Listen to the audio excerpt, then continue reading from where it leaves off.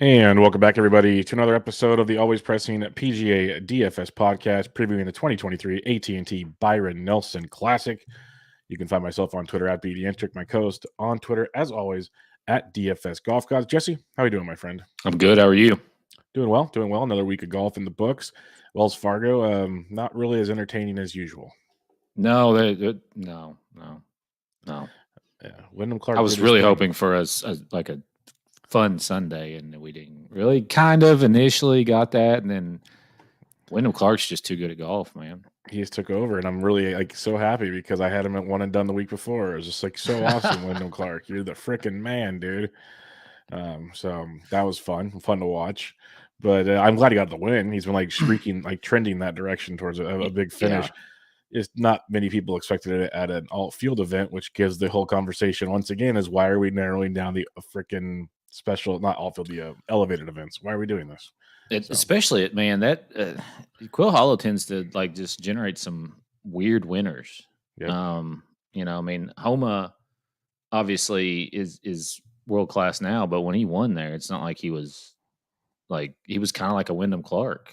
Yep. Probably a little bit better, but similar. And James Hans won there in the past. I mean, it's just I was trying to think about this over the weekend. It's like one of those golf courses where I'm assuming that variance is just really high. If you're not playing well, it will expose you.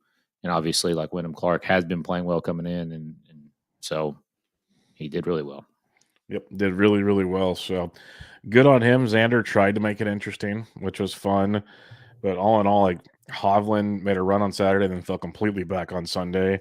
He was a favorite. Jordan Spieth went full Spieth on Sunday or Friday. That was impressive. He didn't make it to Sunday, folks. But apparently he's hurt. So yeah, you were telling me that right before the show. We'll give him a pass. Yeah. Let's see. That my thing is okay. So he's hurt. Why do we find out about it on Monday? Right. That's because he withdrew. Yeah, he could have withdrawn and not said anything. So at least we got a little bit more info than what we could have gotten. But yeah, true. It's just another wrinkle in time when it comes to the PGA Tour and the worst, man. Their injury reporting here, and so yeah, we'll see how it all goes. But then, what about Rory? Rory has just looked awful right now, absolutely awful. Yeah, he made the cut, right? No. Oh, he missed the cut. I'm pretty. No, he made it. Yeah, he finished 50th or something. 47th. Yeah, that's what it was. He missed his two previous cuts, then he finished almost 50th here. That's what it was. 71, 72. Yeah, there's something going on there at the house, I believe. Yep, that's the rumor on the streets. So something going on between the ears that's effectively on the course play. Yeah. And that's something I always talk about with baseball when we try to analyze things. You don't realize the off the field stuff that human beings go through. And it seems like Rory might have something going on as well. So yeah, we'll have to kind of wait and see on that one. And next week's PGA Championship will be a fun one with the best of the best there at Oak Hill. So we have the AT&T Byron Nelson this week that in reality most would expect to not be that loaded, but now I speak out, there's 9 of the top 40 in the world still here, which is big. Like some of the guys that took last week off are playing this week to get ramped up. Plus, Scotty's a Texas boy, so he's got to rep the Byron Nelson. Right. So let's just get right at it. What do you got for some past event history for the AT&T Byron Nelson? Yeah. Last year, KH Lee won 26 under, 1 shot over Jordan Spieth. Year before that, KH Lee won 25 under, 3 shots over Sam Burns. Year before that, Sung Kang won 23 under, 2 shots over Matt Every and Scott Piercy. So that's 3 consecutive Koreans who have won this event. That's pretty impressive. Yep. Aaron Wise was the 2018 champion, 23 under, 3 shots over Leishman. Billy Ho won this event. Still has to be blocked on Twitter. 12 under in a playoff over Jason Day. Sergio Garcia, RIP, has won this event twice. Stephen Bowditch, past event winner. Duffner, Keegan, Jason Day, Adam Scott. I don't think Adam Scott's playing this week, but yep, that's pretty much it. Yep, this is a fun one, and I believe actually Adam Scott is playing this week. Yeah, is he? Is playing. He's $9,200. There you go. This is an interesting course. It's going to be the 3rd year playing at TPC Craig Ranch. The first 2 years, like you said, KH Lee won both years at TPC Craig Ranch. Kind of got his nickname TPC Lee because he just dominates. If you look at all the TPC courses, he plays pretty well. because he's a guy that can just drive it and then get wayward because it doesn't penalize you, and then just get hot with the putter and birdie fest. And that's kind of what KH Lee and some other guys will do. That's what makes this a complete crapshoot. Like on paper, it could be like Mexico where Finau and Rahm should just dominate because they're that much better than everybody else, but with like Scheffler and others here. But at the same time, like you mentioned, the names that have won here before, it's a putting contest. That's the easiest way to say it. It's a par 71, 70, little over 7,400 yards. You can bomb it. The fairways are super wide. The rough is not penal because it is a TPC type course.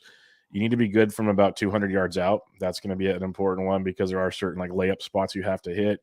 Other than that, I could go deep into this if you really wanted me to, but it's pretty simple. It's just if you can keep it in the fairway, you obviously have a much, much better chance to get your birdies. But this is a birdie or better week.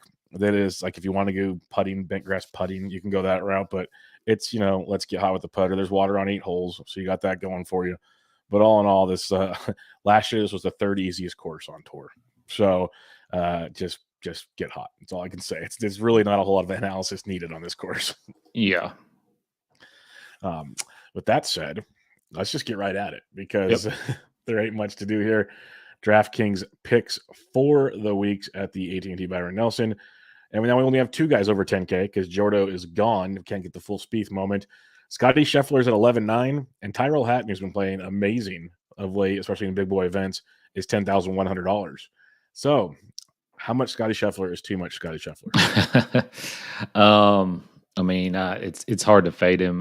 He's number 1 in my model and number 1, we were talking about this beforehand. He's like number 1 in almost every category in this field. So I don't know. I'm personally, I'm a fan of Scotty, so it's easy for me to just plug and play. That price is a little bit constrictive just based on the fact that, there's not a whole hell of a lot below 7,000. So you do have to kind of get a little cute down there in the low 7s. But there's definitely an argument to be made with Tyrell and the way that he's been playing of late. His stats match with his play. 4th in approach in this field. So pretty solid with his approach game. And that's really the big key this week. I mean, you just basically you've got to be able to throw it in tight and then create the opportunities to make birdies and then get a hot putter. So I wouldn't talk anybody out of either one of them. I like them both. I'll choose Scotty for the sake of the argument, but I mean, that's like easy. Yeah. It's like I'm going to keep comparing Mexico because it's got that feel to it, but like Scotty's the ROM. You could play him and probably be pretty like it's golf, so anything can happen. But I think we both agree we'd be surprised if he's not at least top 5 in this thing. Yeah. Like if he just plays Scotty Scheffler golf, he should do his thing. But Hatton's going to play the Finau this week, and he won the thing, and he's going to come in usually lower on because everyone, if they're paying up to Scotty, or they're all going into the 9K range. So, like you said, Hatton rates out very well in my model as well. If you look at birdie or better in this field over the last 24 rounds, Scheffler was 2nd, Spieth was 1st. Scheffler was 2nd, Hatton's 4th. Like you said, he's getting it in there. He's making the putts. He's getting it done. Par 5 scoring is important in this field. So, yeah, Scheffler's 1st in this field in par 5 scoring. But if you want to just do strokes gained total, like the overall approach, like to the green, basically from tee to green, Scheffler's 1st and Hatton's 3rd. So he's like, just to justify a little back up more of your comments on Hatton. If you guys want to play like an ownership game, Hatton could definitely. Now with Spieth out, like Hatton would have been really low owned if Spieth was here. So we'll see how that kind of changes out. But don't sleep on Hatton is basically what I think both of us are saying. But Scheffler's the clear guy if you're going to pay all the way. But it's $1,800. That's a lot of freaking money to differentiate there. Yeah. 9K range. You got Matsuyama, $9,800. He's had a few weeks off now. Tom Kim at 96. J-Day at 94. He missed the cut and after he went Agua on 17. KH Lee, the man, the myth, the legend at $9,300. Adam Scott at 92. Siwoo at 91. And Cooch up to 9,000. So what are you seeing in the 9K range? Yeah, I mean, I think there's a pretty big argument for Hideki. His course history is pretty good. He's played here every year since 2018. 3rd last year, 39th the year before that, 23rd and 16th.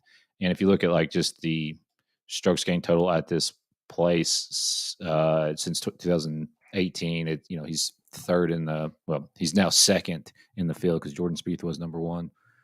Excuse me.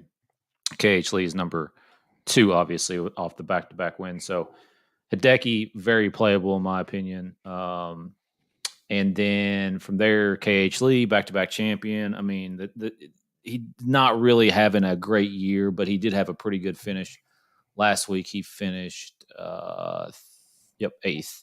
So solid finish there. So maybe figuring it out. Adam Scott, we know how good a ball striker he is. He's actually not had a great year ball striking, but had a really good finish last week. Finishing T5 at the Wells Fargo this past week. And then Matt Kuchar, man, at 9,000, he's 12th in my model, 6th in strokes gained par 5, which is huge around here, especially in a birdie fest. I mean, you have to get the par 5s. And his approach game is good enough. So I like Matt Kuchar quite a bit at 9,000 as well. Yeah, I was hoping Kuchar would be a little cheaper, but 9,000 might make him lower owned too. So I'm with you on Kuchar. He's 29th in my model, but like you mentioned, the par 5 scoring, the strokes gained total, the things you're looking for is great. His proximity from 200 is not ideal, but he scrambles good enough that he should at least get pars and then the birdies when possible. So I like that with Kuchar as well. Adam Scott, I'm 100% on. I was on him pretty good last week too. So I like the way he's hitting the ball right now, getting ready for the PGA Championship next week. He's playing a lot of golf right now, so he's must be focused on something. He must need a new Rolex or something because he's playing way more than it seems like in years past. So I like Scott. And you mentioned KH Lee. The one other guy I'll mention because I'm always Team Hideki because Hideki just gets overlooked in so many fields. Maybe not this week, but I'm with you there. Jason Day is interesting to me. He's 22nd in my model. He's 4th in strokes gained total. He's 8th in birdie or better. Doesn't rate out like beautifully in the other call, like driving distance, par 5 scoring, proximity. He's kind of like mediocre, or maybe a little worse than mediocre, which is surprising. Coming off that miscut last week, finished 51st here last year, miscut the year before. That was definitely a different Jason Day. We've established that. But it seems like he's going the wrong direction right now, getting ready for the PGA Championship. And I think that's going to lower his ownership if you want to go that direction. Where most people will go, oh, KH Lee, the man that's won here so many times, or Tom Kim, everybody loves Tom Kim. So I think Jason Day may be interesting. He's not my favorite player by any means, but could be something there with J Day because literally he was like 2 under before he found the water on 17 and he missed it even. So somebody to maybe take a look at. 8K, you got Seamus Power at 89, McNeely 88, Taylor Montgomery 87, Binion 86, Hoagie 85, Minwoo Lee 84, Aaron Wise making his return at $8,300, Jaeger 82, Hadwin 81, Spawn 8,000, Bez 8,000. The field is shrinking quickly, Jesse. Yeah, we just pretty much went off a cliff there. Ben On is interesting to me at 8,600, 19th in my model. The ball striking has been pretty decent. He's pretty good off the tee. He hasn't played here since 2017, so I don't really know exactly how that's going to line out as far as how good of how much he likes this golf course. Tom Hogue at 85, 3rd in the field in strokes gained approach over the last 24 rounds. And he's 11th overall on my model. I think he's a fine play. Is it a Jaeger week? I feel like it is, especially because you can bombs away here and not be penalized too much, and that's something he thrives in. And then he can go birdie shopping. So it seems like a place that would play very well to his game. Yeah, I could see that. I mean, and he's been obviously hitting it very well. 7th in approach and 7th in ball striking. So pretty solid there. But yeah, I mean, like it starts getting really difficult in this field after $9,000. So it's less than ideal. That's the nice way I'll put it. Like Taylor Montgomery, he's not playing well right now as he comes in here, but he's 35th on my model. We know he's a guy that can bomb it at times and make it interesting. We'll see, but I like the Binion call. I had him checked off for sure. I would love to know more about Aaron Wise. It's his first start back after he left with mental health issues. So I'm real curious on that one. Minwoo Lee will be popular. He let everybody down at the Masters, but when it comes to proximity, driving distance, like he's a par 5, like he's just that dude that gets it done. But I'm with you on Jaeger at 82. And then JJ Spawn and Seabez are two guys that ranking-wise, rating-wise, they're just kind of playing some iffy golf right now. But they're two guys, heck, JJ won last year. Seabez finished 12th here last year. Spawn's made 5 straight cuts at least at the Byron Nelson, back to 38th and 47th at this golf course. So I like the history there for those two. And Spawn 27th at the Wells Fargo, miscut 22nd at Valero. Seabez hasn't played since the Heritage, where he finished 19th and he finished 28th at the Valero. So, like, out of this group of guys, I think Seabez and Spawn are kind of actually above some of these people in class-wise, and I'll take my chances with them in this kind of field. Seabez usually doesn't do good at the Birdie Fest, but he has shown some ability there. Spawn can go low. We've seen Spawn go crazy low at times, so don't mind those two. 79 to 75, we got Davis, Riley, Bramlett, Wu, Gordon, Smalley, Stallings, Kim, Suh, Stevens, Ben Griffin, Luke List, Aaron Rye, and Michael Kim. Who are you liking here? Yeah, Davis, Riley, and Joseph Bramlett both at 79. As far as Davis goes, third in the field and opportunities gained, and Bramlett's 12th in that same stat. So they're real close on my model. On Fantasy National, Samuel Stevens, your boy, he made the cut. Yeah, and now he's fourth in my model all of a sudden. So I don't know if it's broken or if you were just onto something. But either way, I like it. Samuel Stevens at 7,600 is playable. Justin Suh, 7,600. Very similar. Like he's a young guy who's eventually going to break through. And then last but not least, Michael Kim, man. I mean, so that, like, this is what I'm talking about with Quail Hollow. I mean, he was playing decently coming in. He hasn't missed a cut since the Honda back in February. But I mean, a seventh in that field at the Wells Fargo was very solid. He was really good tee to green. And yeah, I mean, I don't want to click his name, but I feel like it's just kind of something that has to happen. Yeah, he's sixth in my model. He stood out real big time here. He's seventh in birdie or better for the last 24 rounds. Sixth in strokes gained total, 18th in par fives. Like, for a guy that's $7,500, he's hard to ignore. Let's put it that way. I got one more, Aaron Rye. I figured I was going to ask him, like, you didn't pick your boy. like literally, that's your guy every week. Come on. Yeah, Aaron Rye. I'm doing it. Yeah, like especially in this field at 7,500. 75 in this field. How do you not play Aaron Rye? I'll take my chances. Him and his iron covers. You should take that to the bank. Dude, I played golf with a guy the other day with iron covers, and I told my wife, I said, if you ever see me with iron covers, take away my golf clubs immediately. He's back-to-back missed cuts for Aaron Rye is a little bit concerning, but I'm fine with playing him. Yeah, he's a guy that can turn it around pretty quickly. We got the Michael Kim thing. I'm in on that one. Stevens is third in my model. He's fifth in strokes gained total, fifth in birdie or better, third in DK points, 11th in par five. Like, he's just doing it. He's around the green game's horrific, but on paper, you shouldn't need that a lot here, you'd hope. So Stevens at 76, I like Justin Suh as well. Scott Stallings, not playing the greatest of golf right now. We want to talk course history, 25th and 3rd the last 2 years here. That's pretty impressive. And 56th the Heritage, 26th the Masters. Those are his last two tournaments he's played in. So Scott Stallings at 77 would be another guy I'd look at. You mentioned Bramlett, and then Brandon Wu. He's 26th in my model, 13th in birdie or better, 51st here last year, and he continues to play pretty good golf. Third at Mexico, miscut the Heritage, 58th at Valero. He's usually priced in like $6,800 range, but he's a dude that in this field could have some fun at $7,800. So don't mind it almost feels like we've talked about before in fields like this or tournaments like this. Find those Corn Ferry guys that just throw darts and they have to birdie to stay alive. That's something that I wouldn't mind looking at. $7K to $7,400. Who you got? Eric Cole, man. Stats look really good. He is 10th in this field in ball striking, opportunities gained, 9th in approach. So really solid, coming off a miscut at the Wells Fargo, of course, but before that was 5th in Mexico. So was playing good golf for that miscut last week. Dylan Wu at 7,400 as well. 6th in DK points in this field. 6th in par 5 scoring in this field, or strokes gained par 5, and 3rd in birdies or better. MJ Doffy's another guy. Nate Lashley, Tyler Duncan, Ryan Palmer, Texas guy, of course. And then last but not least, man, Jimmy Walker.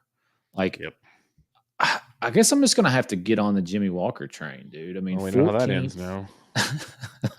14th last week, 15th in Mexico, 25th RBC, 22nd Valero. I mean, so 4 straight top 25s, 2 straight top 15s for Jimmy.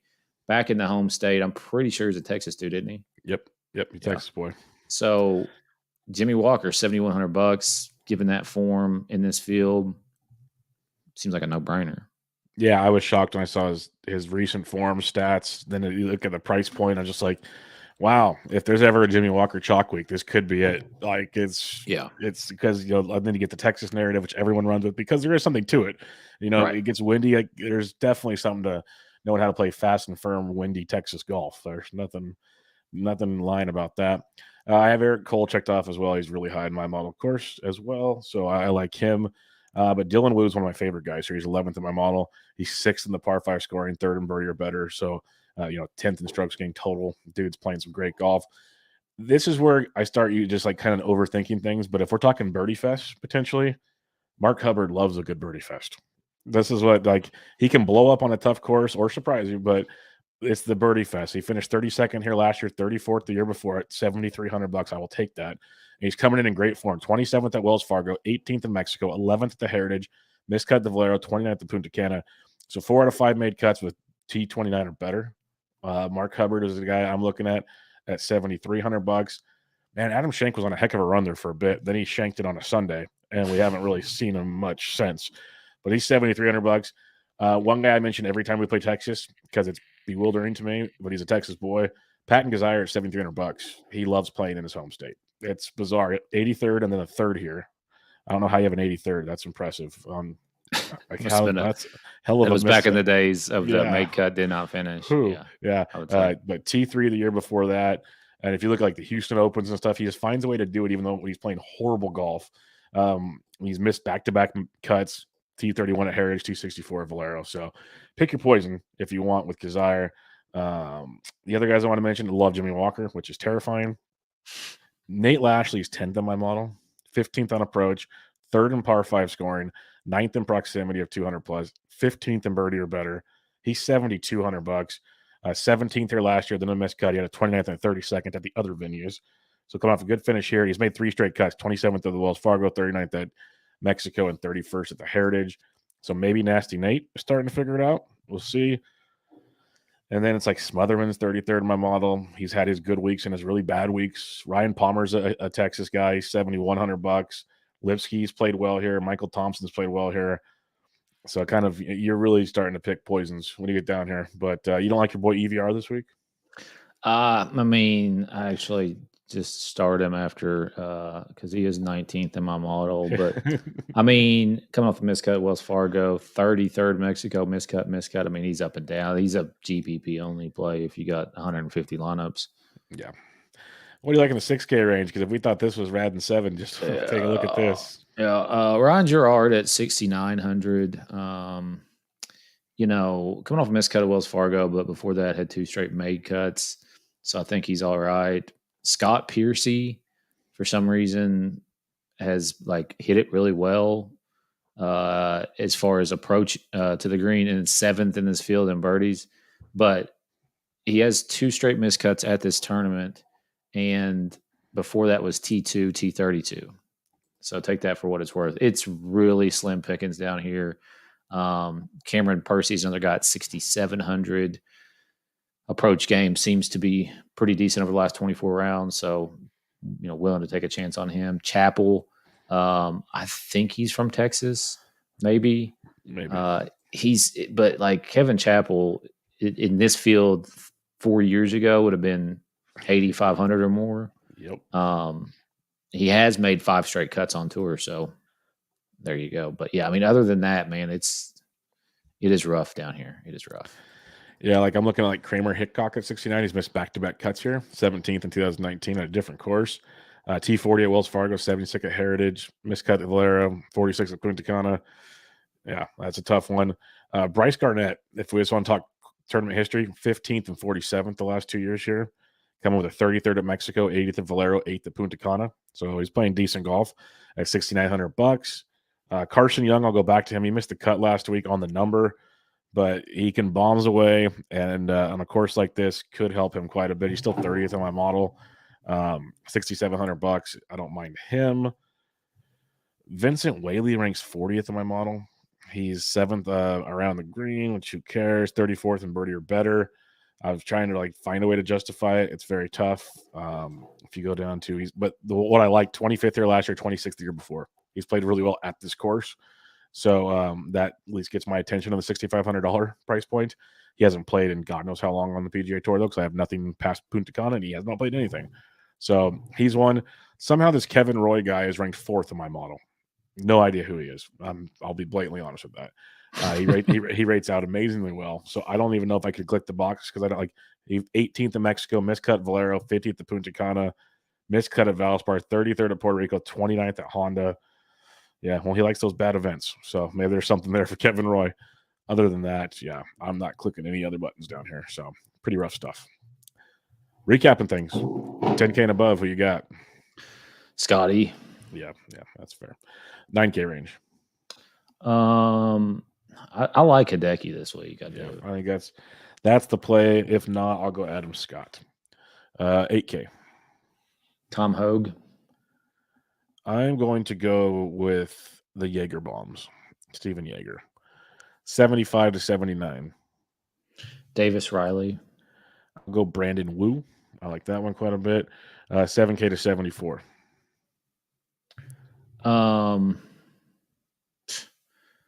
Jimmy Walker. Yeah, I was wondering if you're gonna say it. Since you said Jimmy, I'll say Dylan Wu. Give me the Wu train. I like Dylan Wu too. We'll do it both. 6K. Ryan Gerard. And the thing is, if you want Scotty, you're gonna have to pretty much. So yeah, I'll go with Bryce Garnett at 69. God, never thought I'd say that on this show. That's a bingo card. If you're starting out with a cash lineup this week, where would you start? I'd like my money on fire. I mean, I think Adam Scott and Kuchar are cash worthy, but I don't know if you want to really play those together. Hoagie at 85 is definitely in there, and then like somebody in the 8K, 7K range, Davis Riley. Yeah, I go like Brandon Wu, Seabez, and Kuchar. That's where I go, but it's not warm and fuzzy. No. If you're starting out a GPP lineup, where are you starting? I like Hideki and Ben On, and then Justin Sue.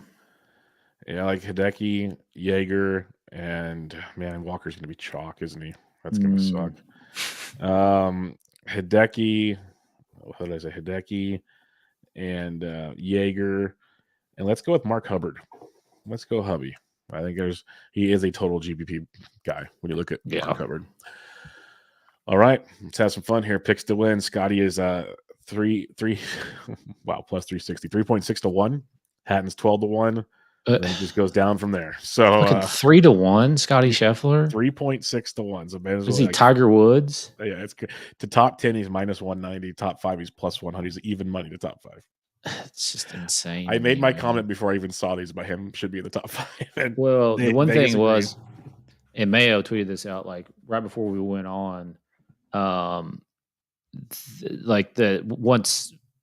Because I'm assuming that they just took. I would like to see what Scotty was before they took Spieth out, but I know Tom Kim was 22 before they took Spieth out. So obviously these are different odds than what they originally opened up at. But Hideki at 22 is not terrible.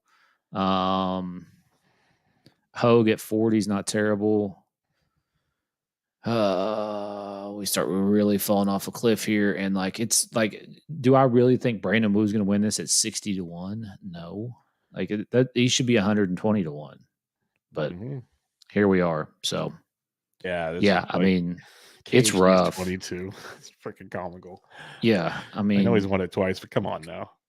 Cam Champ, who barely can even make a cut at 90. He should be 180. He's played well here. He's I think he's got 2 top 30s or something, like a 35th and a 20 something.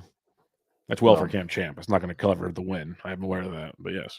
But yeah, I mean, Hideki would be my main target, I think, in that range. And then maybe Davis Riley at 45. And then, of course, I think I mentioned somebody else there. Hogue at 40.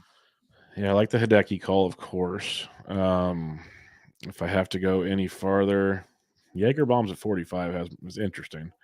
I think JJ Spawn at 55. He's won before, so he could find his way back up the list. I think there's something there at 55 to 1.